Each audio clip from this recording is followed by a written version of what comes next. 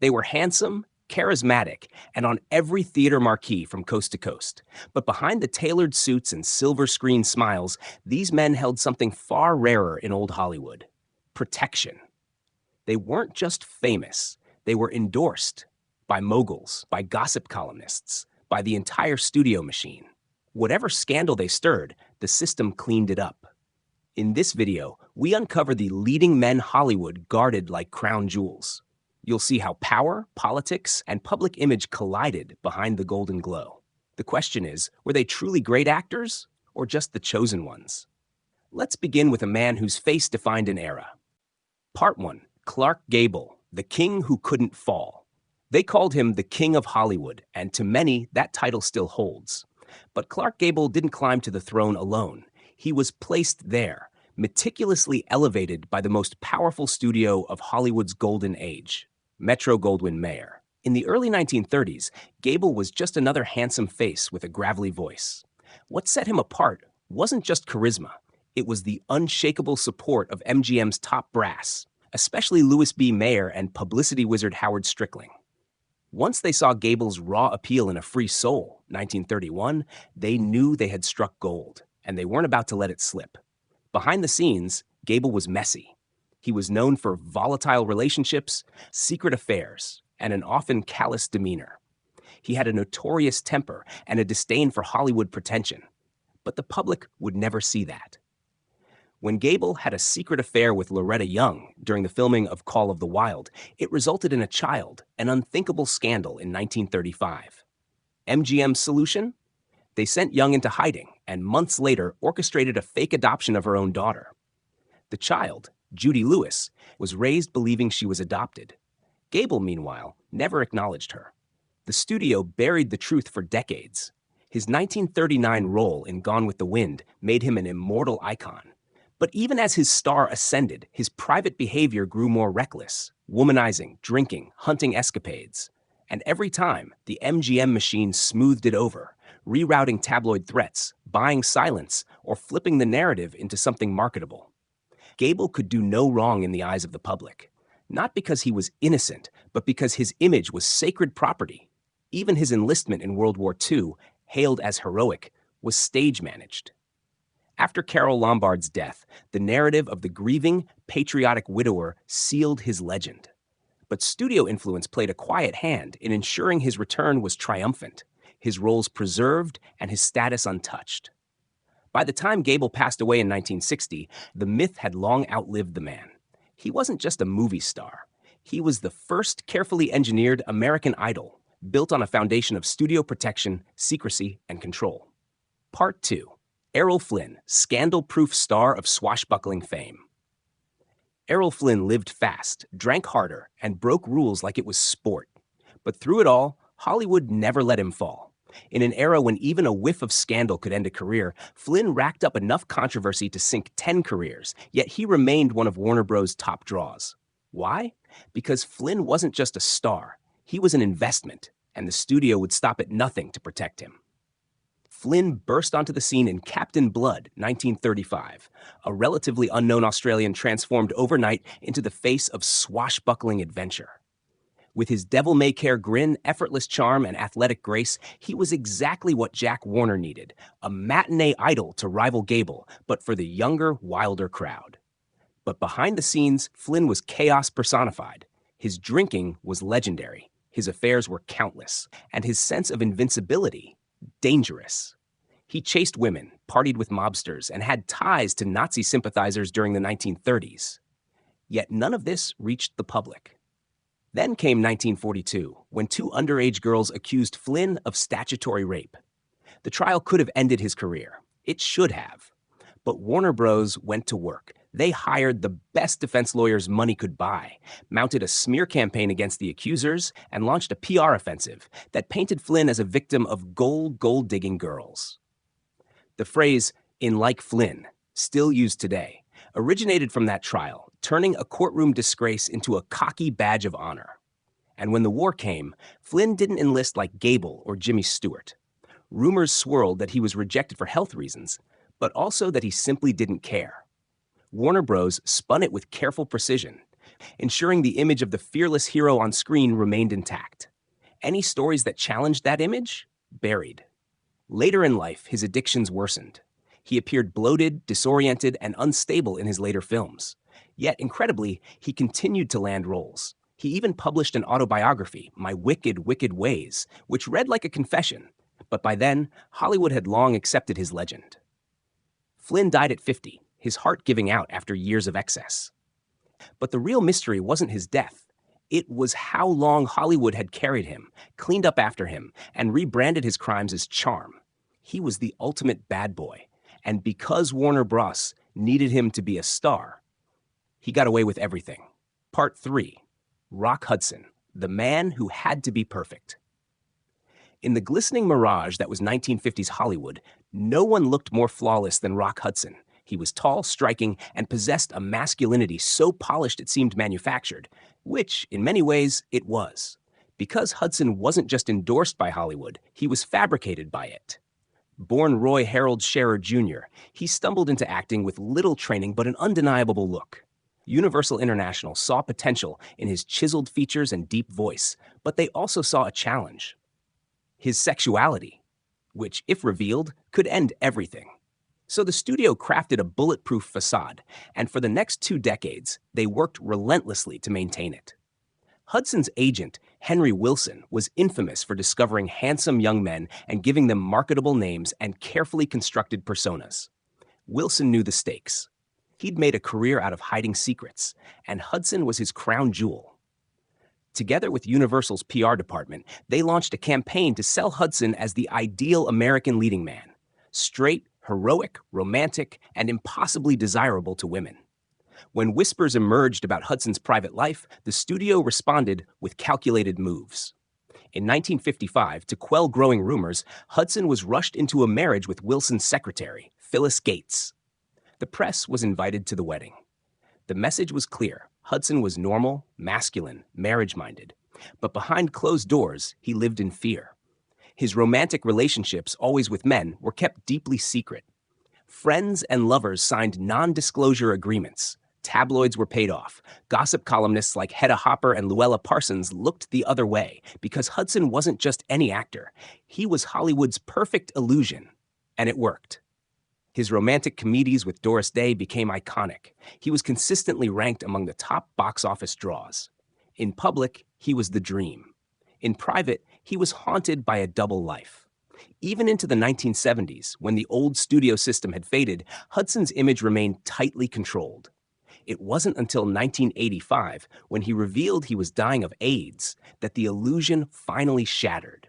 His announcement stunned America, not just because of the disease, but because it exposed how long and how deeply the industry had buried the truth.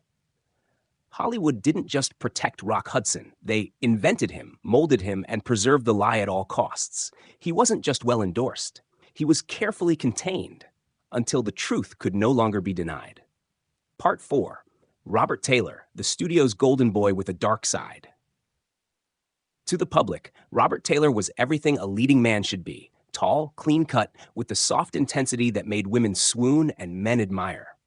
But while Taylor was one of MGM's most bankable stars, his place in the Hollywood pantheon was secured not just by talent, but by total alignment with the studio's agenda, no matter the cost.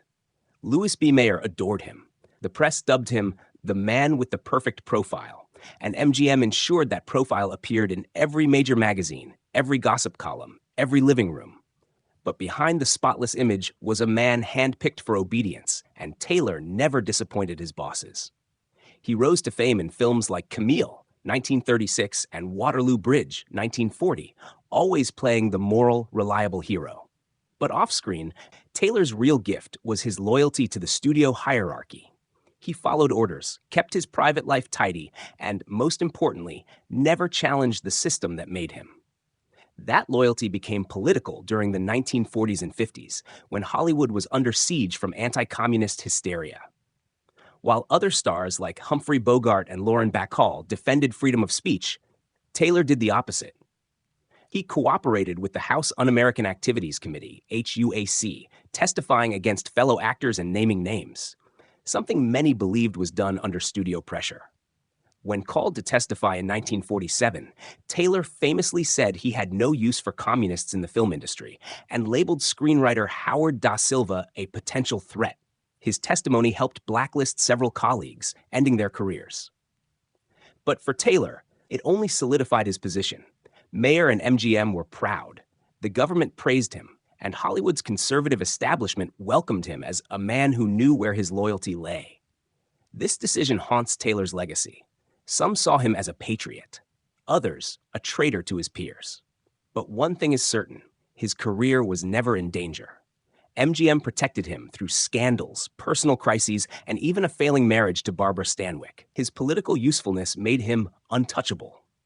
Later in life, Taylor transitioned to television and war-themed projects, playing military men and Western heroes, roles that reinforced his all-American image. Even as his health declined, the studios remained kind to him, his name still respected, his past quietly ignored. Robert Taylor wasn't the most gifted actor of his time, but he was the studio system's perfect soldier, compliant, handsome, and ideologically aligned.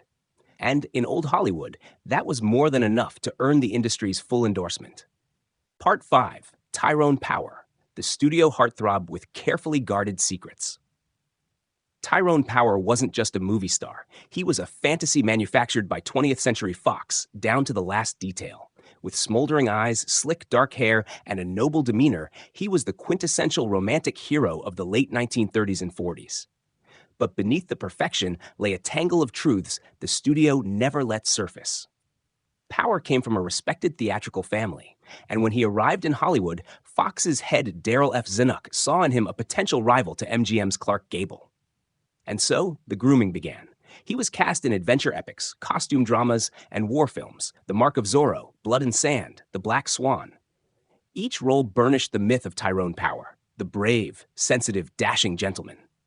But Power's personal life didn't align so neatly with his screen image. Rumors about his bisexuality had long swirled within industry circles. He had intense friendships with other actors, and numerous behind-the-scenes whispers suggested a string of romantic relationships with men. A dangerous truth in a time when homosexuality was not only taboo, but career-ending.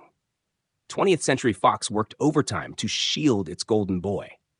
When Power married French actress Annabella in 1939, the studio touted it as a fairy tale union. But privately, Zanuck resented the marriage. Annabella was seen as a distraction from Power's box office pull. When the couple separated and ultimately divorced, the narrative spun to the press was simple. She wanted children. He didn't. The truth, far more complex, remained behind locked doors. Even during World War II, when Power enlisted in the Marine Corps and served as a transport pilot in the Pacific, the studio turned his service into a PR campaign. His tours were real. He flew dangerous missions and saw death firsthand. But the messaging was clear. Power wasn't just handsome, he was heroic. Every headline was a billboard for his virtue. But when Power returned from war, he was changed. Disillusioned, darker, and increasingly uncomfortable with the image he was forced to uphold. He pushed for grittier roles, like Nightmare Alley, 1947, a bold departure into the world of carnivals, con men, and moral ambiguity. The film flopped, in part because the public couldn't stomach their idol as anything less than noble. And so, the studio pushed him back into traditional roles. The duality of Tyrone Power, the man and the image, grew more difficult to maintain. His second and third marriages didn't last. The pressure to conform, to suppress, to perform off-screen as much as on-screen weighed heavily. He died suddenly at age 44 of a heart attack while filming Solomon and Sheba. The shock was immense. His legacy was sealed as a gentleman actor who died too young, too beautiful. But behind the tribute reels and headlines, Hollywood quietly exhaled. Their most carefully protected secret had gone to the grave with him. Tyrone Power wasn't just endorsed. He was guarded, shaped, and silently mourned by an industry that both created and imprisoned him. Part 6, Tab Hunter, the studio's boy next door who lived a double life. If the 1950s had a poster boy for clean-cut American innocence, it was Tab Hunter. With his surfer blonde hair, dazzling smile, and wide-eyed charm, he was everything post-war Hollywood wanted to sell to a booming teenage audience. But Tab Hunter's stardom wasn't just about good looks. It was about control.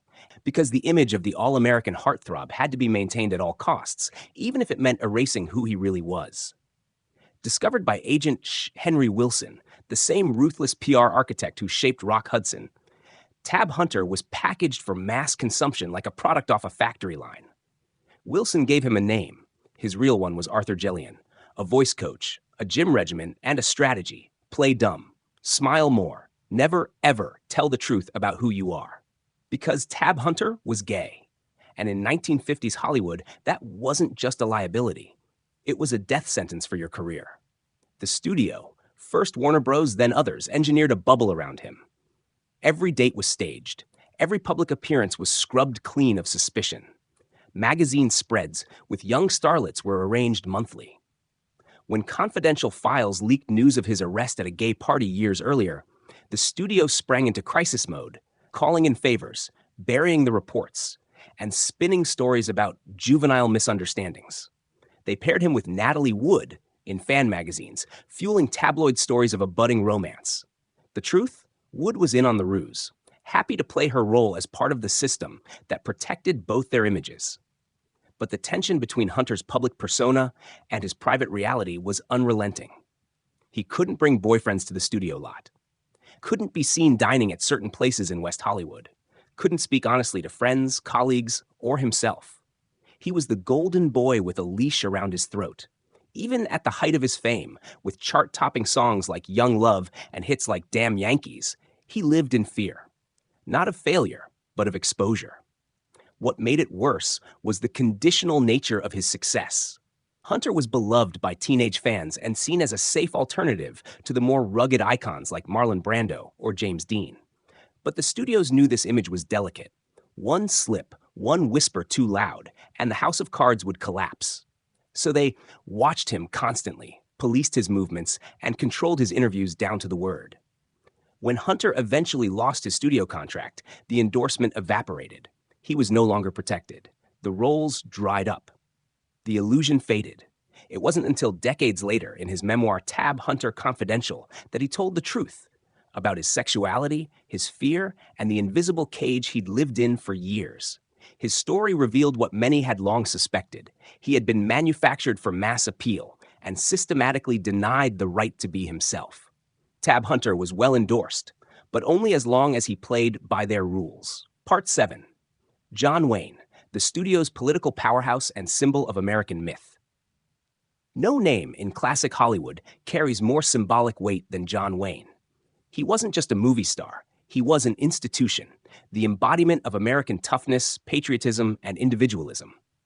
But behind the cowboy bravado and the gravelly voice was a truth rarely acknowledged.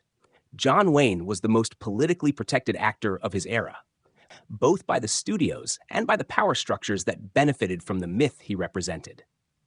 Born Marion Morrison, Wayne started in B-movie westerns before rising to fame in Stagecoach, 1939, thanks to director John Ford.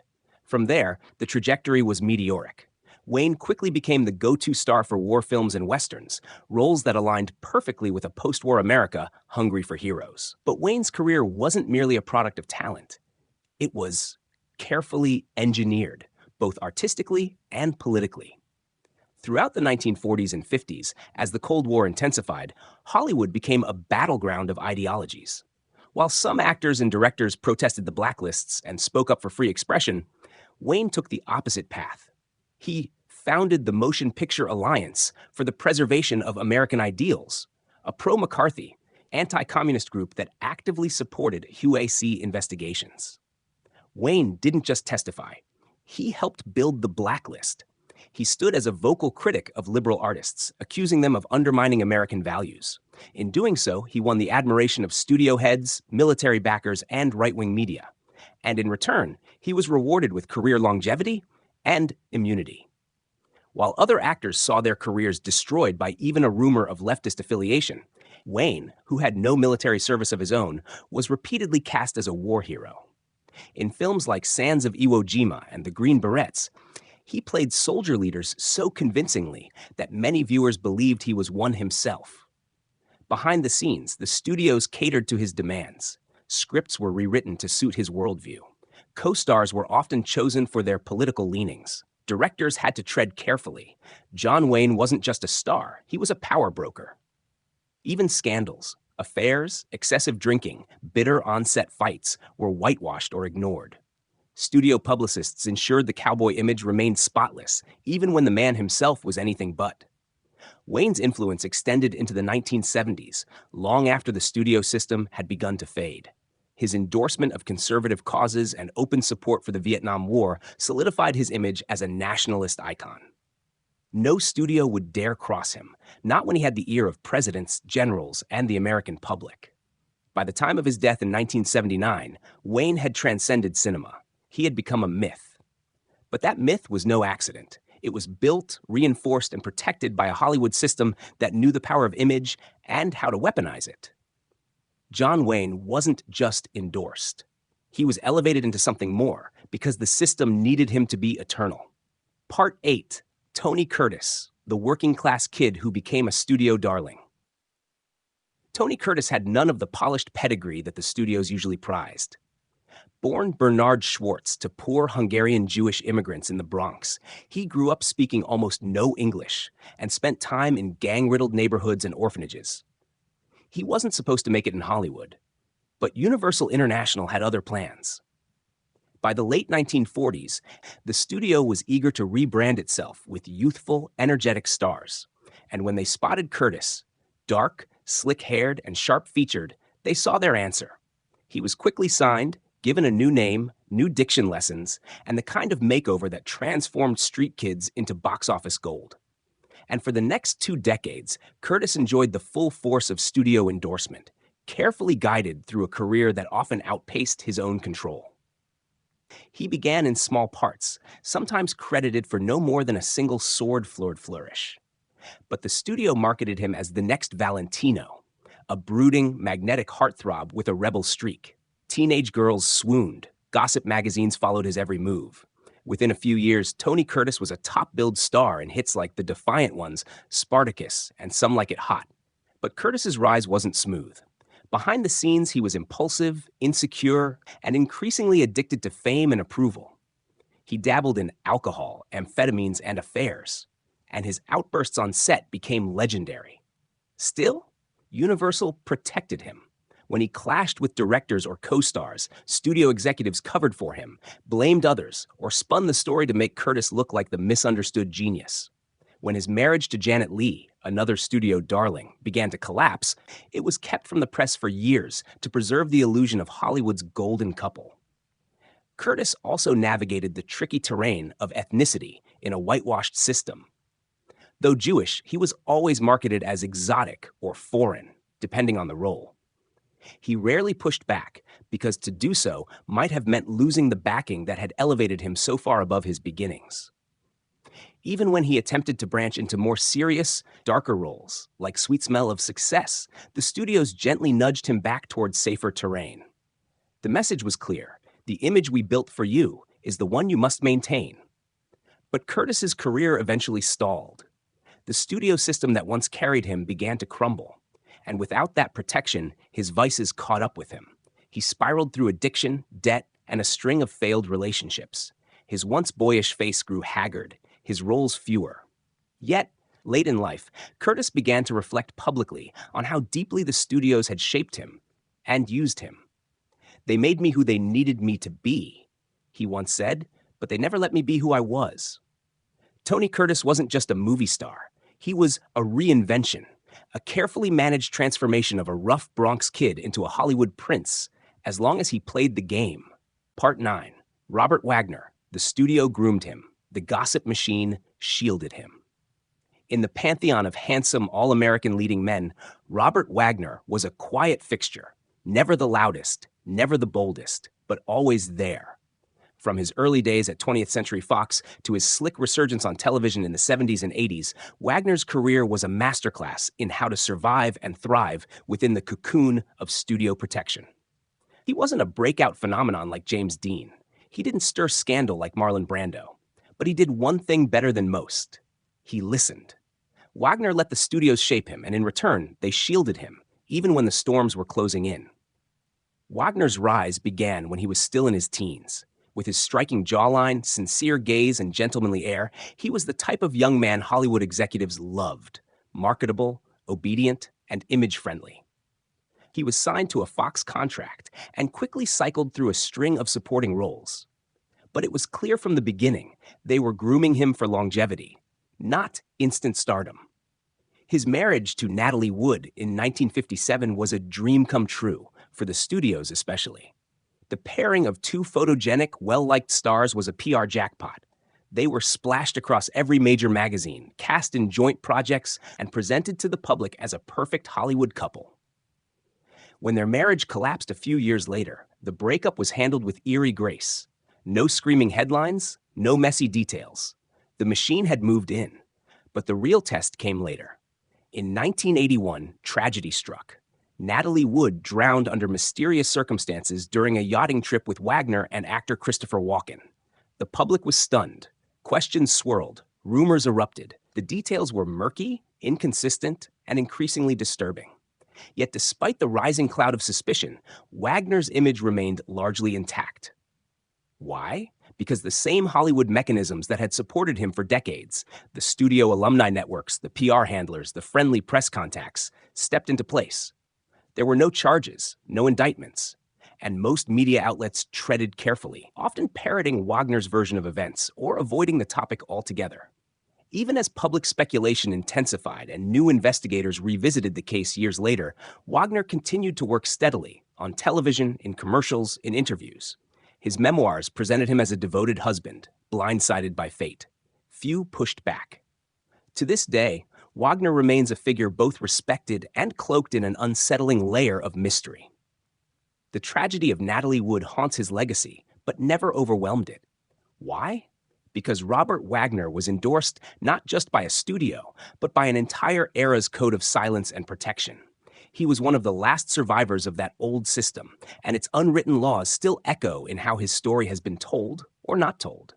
Part 10. William Holden, Hollywood's golden boy, who was never allowed to crack. To the outside world, William Holden was the embodiment of golden age masculinity, rugged, honorable, quietly intense. He didn't need to shout or show off. He smoldered. On screen, he played soldiers, adventurers, idealists, the kind of man America wanted to believe in during and after World War II. But the truth was, William Holden was falling apart for decades, and Hollywood refused to let us see it. Holden's big break came in Golden Boy, 1939, but his true rise began with Sunset Boulevard, 1950, where he played a screenwriter drifting in the toxic glow of a faded star. It was prophetic. As his fame grew, Holden became known as one of the most respected, bankable actors of the 1950s and 60s, starring in films like Stalag 17, Sabrina, The Bridge on the River Kwai, and The Wild Bunch. But behind the clean-cut image, Holden was battling something far darker: severe alcoholism. It was common knowledge on set that Holden drank heavily, often starting before noon and continuing long after the cameras stopped rolling. His drinking made him volatile, sometimes cruel. He fought with directors, alienated co-stars, and missed call times. His health visibly declined, yet the studios did little. Because William Holden was too valuable to fail. Producers enabled him, co-stars covered for him, and publicists massaged the press. When stories of his drunken behavior slipped out, they were downplayed as overwork or intensity. And because Holden kept delivering powerful performances, the industry looked away. He won an Oscar for Stalag 17 and a second nomination for Network, even as his addiction consumed him. But the cracks were impossible to hide forever. Holden became increasingly withdrawn in the 1970s. He lived for long stretches in Kenya, far from the noise of Hollywood. Friends said he was trying to outrun his demons. By then, the industry had changed. The studio system that once protected its stars was gone. But Holden was a holdover, a man still wrapped in the old codes of silence, shame, and image control. In 1981, he was found dead in his Santa Monica apartment, alone, surrounded by blood and alcohol. He had fallen, hit his head on a table, and bled out without calling for help. It was a lonely, tragic end for a man who had once been the very face of American cinema. And yet, even after death, Hollywood protected his myth. Obituaries praised his career, tributes focused on his philanthropy. The real circumstances of his death were glossed over or sanitized. Because William Holden had always been one of their own, one of the carefully sculpted men the system needed us to believe in. He was endorsed not because he was perfect, but because, like so many before him, he was profitable, presentable, and willing to suffer in silence. Part Mamold, Montgomery Clift, the broken idol. They tried to keep whole. In the Muanchinampis, Montgomery Clift was unlike any leading man Hollywood had ever seen. With his delicate features, trembling intensity, and haunted eyes, he brought a new kind of masculinity to the screen. Vulnerable, poetic, and emotionally raw. He was the anti-Gable, the anti-Wayne, and for a time, that made him revolutionary. But what Hollywood gave Montgomery Clift in fame and opportunity, it also took away in silence, suppression, and a cruel kind of protection.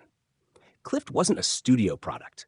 He arrived from the New York theater scene, already respected, already rebellious. But when Paramount and later MGM realized his appeal, they rushed to wrap him in celluloid armor, an armor that would never be strong enough to contain his reality. Behind the brooding performances in A Place in the Sun, From Here to Eternity, and The Heiress, Clift was fighting a brutal inner war. He was a closeted gay man in an industry that punished truth. The studios knew. His directors knew. But no one would dare acknowledge it publicly. Not because they feared scandal, but because they feared losing their prize asset. Then came the crash. In 1956, after leaving Elizabeth Taylor's home, Clift smashed his car into a telephone pole. His face, his most valuable currency, was destroyed.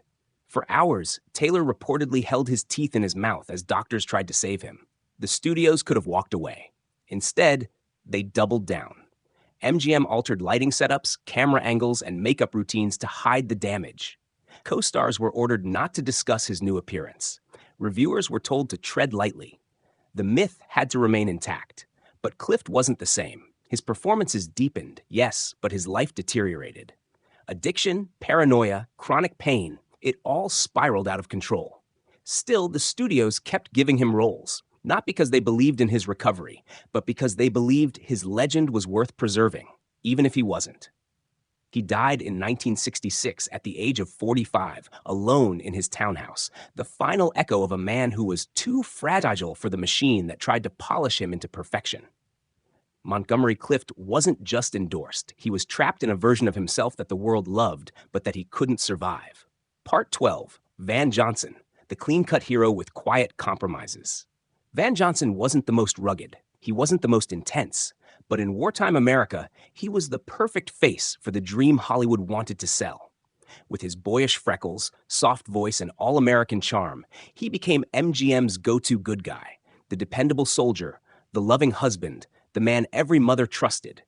But while Johnson played innocence on screen, his real life was a series of orchestrated compromises, brokered silently between his studio handlers and the image they needed him to uphold. Johnson's break came not from luck, but from timing. During World War II, while many of the top male stars, Clark Gable, Jimmy Stewart, Henry Fonda, were off in uniform, Van Johnson was medically unfit for service after a serious car crash left him with a metal plate in his skull. That twist of fate vaulted him into lead roles. MGM now had a clean-cut hero who looked like he'd stepped out of a Norman Rockwell painting. And, most importantly, was still available. The studio went into overdrive. Between 1943 and 1949, Van Johnson appeared in over 20 major films, including A Guy Named Joe, 30 Seconds Over Tokyo, The Human Comedy, and The Caine Mutiny. He was the face of patriotic optimism, and the public ate it up. But as the adoration mounted, so did the whispers. Like Rock Hudson and Tab Hunter after him, rumors circulated about Johnson's sexuality. His private life was too neat, too invisible. And when MGM caught wind of journalists sniffing too close, they moved swiftly. The solution? A strategic marriage. In 1947, Johnson married Eve Abbott, the ex-wife of his best friend and fellow actor Keenan Wynn. The timing was suspicious. The headlines were glowing. Hollywood insiders immediately suspected a setup. And they were right. Eve would later confess that Louis B. Mayer himself orchestrated the union, saying her marriage to Wynn had to end so she could marry Johnson and squash the rumors once and for all. For a time, it worked. Johnson continued as MGM's golden boy throughout the 1950s, never ruffling feathers, never speaking out. He remained apolitical during the McCarthy era. He took the roles they gave him. He smiled in the press. And behind closed doors, he endured the suffocating burden of playing a man he wasn't. But as the studio system weakened in the 1960s, so did Johnson's hold on the persona. He faded from leading man status, retreating into character roles in television. His marriage eventually ended. His fame waned. And yet, he never spoke out against the system that had molded him. Perhaps out of gratitude. Perhaps out of fear. Or perhaps because, like so many of his generation, he knew the moment he stepped outside the character they wrote for him, the curtain would drop for good. Van Johnson wasn't scandalous. He wasn't rebellious. He was something more tragic. A man so thoroughly endorsed, he disappeared inside the approval.